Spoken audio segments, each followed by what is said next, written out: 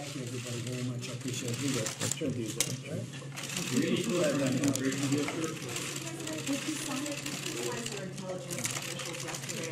Do you still have confidence in Gina Haspel and Dan Coates to give you good advice? No, I disagree with certain things that they said. I think I'm right, but time will prove that. Time will prove me right, probably. I think Iran is a threat. I think it's a very big threat. And I think I did a great thing when I terminated the ridiculous Iran nuclear deal. It was a horrible one-sided deal that was $150 billion plus $1.8 billion in cash and lots of other bad things. If you remember, they took our 10 sailors out of waters that people are disputing and made us look very bad. But, of course, the payment was due the following day, so they eventually let them go, which they had to. I disagree very much on that. I also think, and you'll be seeing something next week, because you look at what's happened in Syria with respect to ISIS and the caliphate. We took over a lot of area in the last 2 weeks. We've done tremendous in the last couple of weeks. At the same time, we're consolidating, and a tremendous amount of good things are happening. You even look at what's going on, and I can't tell you that this is a guarantee because we're going into close to 19 years in being in Afghanistan. And for the first time, they're talking about settling. They're talking about making an agreement. And we bring our people back home. If that happens, we'll see what happens. But they're in very serious negotiations for the first time. There's a reason for that. So I think we're doing so well on a foreign policy basis. You look at North Korea. Many of you are going to be traveling with us to North Korea. And for the meetings with North Korea, we're going to a certain location. I think most of you know where the location is. I don't think it's any great secret, but we'll be announcing the location and the date, the exact date. It'll be the end of February. And we've made tremendous progress with North Korea. When I came in, or let's say at the end of the last administration, frankly, it looked like we were going to war with North Korea. Now, there's no missile testing, there's no rocket testing, there's no nuclear testing. We got back our prisoners or our hostages, and we're getting back our remains. They're coming in. And we've had some beautiful ceremonies in Hawaii, other places. So I just tell you that we are doing really well. Our military is being rebuilt. It's very close to being rebuilt. Tremendous amounts of new aircraft, new ships, new weapons of all kinds, which we need because hopefully the stronger we get, the less you have to use it. I guess you know that from growing up in school. The stronger we are, the less we're going to have to use it. We don't want to have to use it, but we're going to have the strongest military by far that we've ever had. So I didn't see the report from the intelligence. When you read it, it's a lot different than it was covered in the news.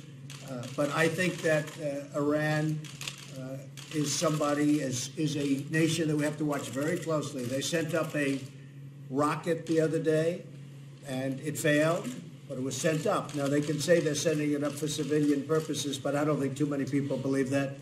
They're doing tests, and we don't want to be in a position where we're behind. We're not going to be leading from behind anymore. So that's the story. I have great respect for a lot of people, but I don't always agree with everybody. Okay?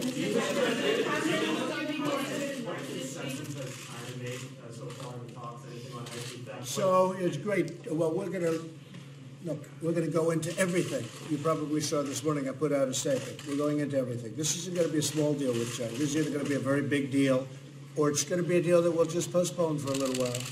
But we've been dealing with China. We've had a great relationship. I have a great relationship with President Xi.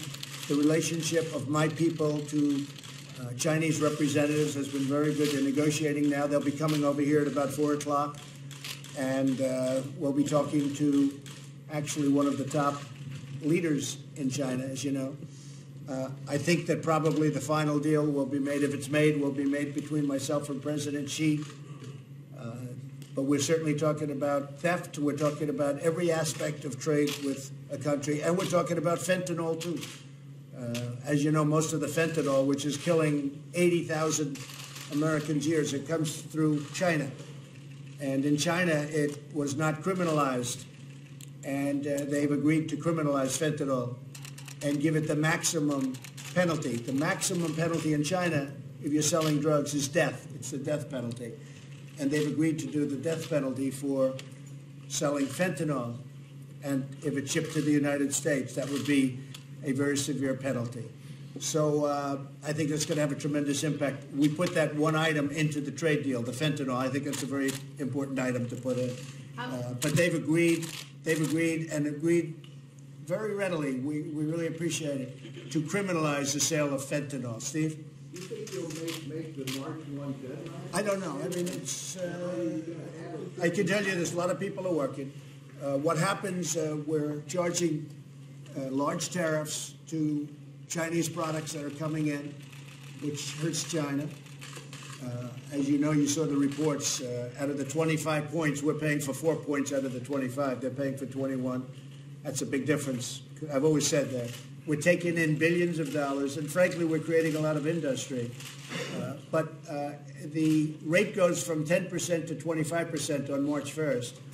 So they would like to do it, and I'd like to accommodate them. If we can, I'd like to accommodate China if we could get the deal done. It's a lot of work because this is a very comprehensive deal. This isn't what we're talking about, you know, they're going to buy some corn and that's going to be it. No, they're going to buy corn. Hopefully they're going to buy lots of corn and lots of wheat and lots of everything else that we have.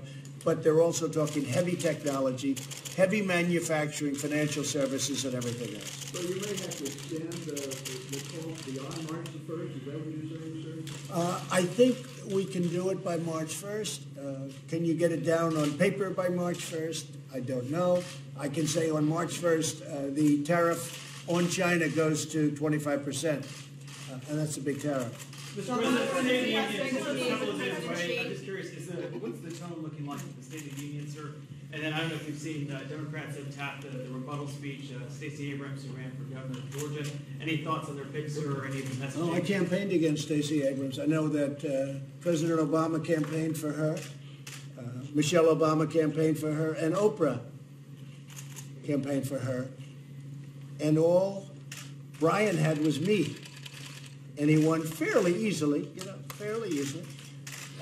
So I hope that she does a good job. I mean, I respect her. I don't know her.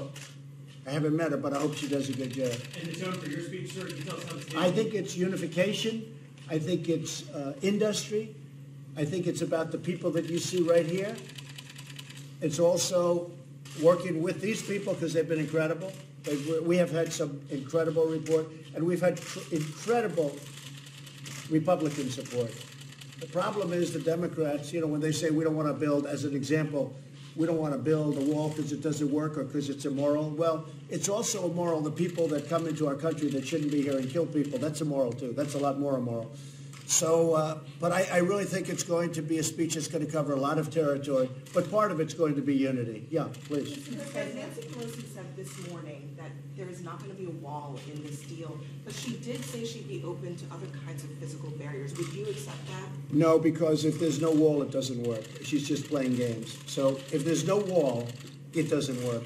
And we're building the wall right now. I mean, a lot of people don't know that, but we have a lot of wall under construction. We've given out a lot of contracts over the last 3-4 weeks, good contracts. A lot of wall is soon going to be under construction.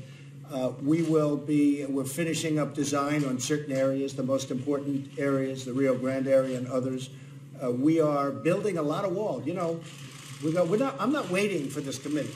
And I've told a lot of people, I don't expect much coming out of the committee because I keep hearing the words that we'll give you what you want, but we're not going to give you a wall. And the problem is, if they don't give us a wall, it doesn't work. Without a wall, it doesn't work. We have caravans right now coming up from Honduras, who we give a lot of money to, which is stopping, by the way. But we pay hundreds of millions of dollars to Guatemala, Honduras, and El Salvador. And then they have caravans leaving their country coming up here. And by the way, if you go to Tijuana and you take down that wall, you will have so many people coming into our country that Nancy Pelosi will be begging for a wall. She'll be begging for a wall. She will say, Mr. President, please, please give us a wall. It'd be very interesting. Some people have suggested, let me take the wall along California. Let's move it to Arizona. Let's move it to Texas. And, it'd be a very interesting statement about Nancy. So in California, they wanted the wall built in San Diego so badly. And we built it. And probably I should have waited. Because as soon as it was finished, they started screaming, we don't want a wall, we don't want a wall. But they wanted the wall so badly. And by the way, it worked. Nobody's getting through. But the minute it was built, they started saying, we don't want a wall. Without a wall, it doesn't work. It's very simple. I mean, I'm not saying this as a Republican. I'm not saying it as anything other than a fact statement. Without a wall, it just doesn't work. Mr. Yes. President, Mr. President, after listening to the hardship from many federal government workers, as well as those contractors and who relied on the federal government employees' finances to fund their businesses, are you willing to jeopardize the economy again, and also your presidency with people who are fearful of another government shutdown over this wall? So, and I also yeah. want to ask you about Jesse Smollett. Have you heard about that story? The Chicago situation, the actor from Empire, who was allegedly attacked with racist and homophobic. That I can tell you is horrible. I've seen it last night. I think that's horrible. It doesn't get worse, as far as I'm concerned. As far as the people are concerned, many of those people wanted me to stay out, but I didn't want to do it because people were getting hurt. What I think is the worst sin of all is the fact that we're allowing people to come into this country and sell drugs and human traffic and do all of these horrible things, that if we had the simplicity of a well-constructed, beautiful barrier or wall, they wouldn't be able to come into our country. That, to me, is the great sin. And everybody knows it works. I watched this morning, early in the morning, somebody trying to justify walls are immoral. I mean, if walls are immoral, maybe we should take down all the walls that are built right now. You will see a mess like you've never seen before. So I only say this. I was elected partially on this issue. Not as much as people say, but partially on this issue. This is a very important issue.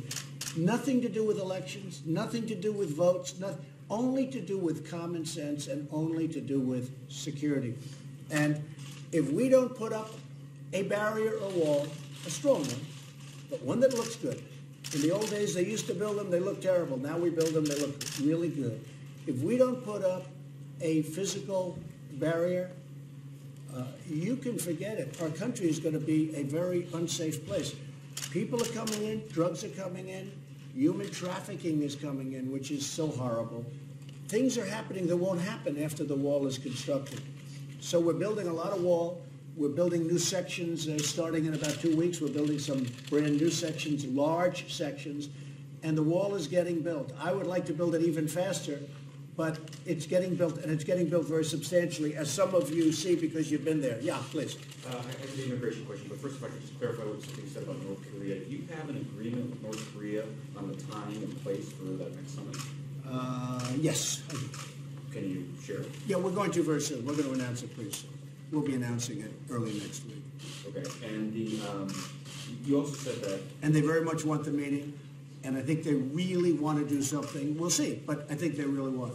But again, remember, North Korea was a whole different story. When I came to office, many people thought we were going to war with North Korea. I would sit and listen, and I would read people saying, go to war with North Korea. Well, you'd lose, I mean, potentially hundreds of millions of lives. You know, Seoul has 30-some-odd million people, and it's literally right off their wall, by the way. But that wall works, I can tell you. You just about the wall, you just said that people make that out to be a bigger deal on your election than you think it was. Well, it was one of my points. Yeah.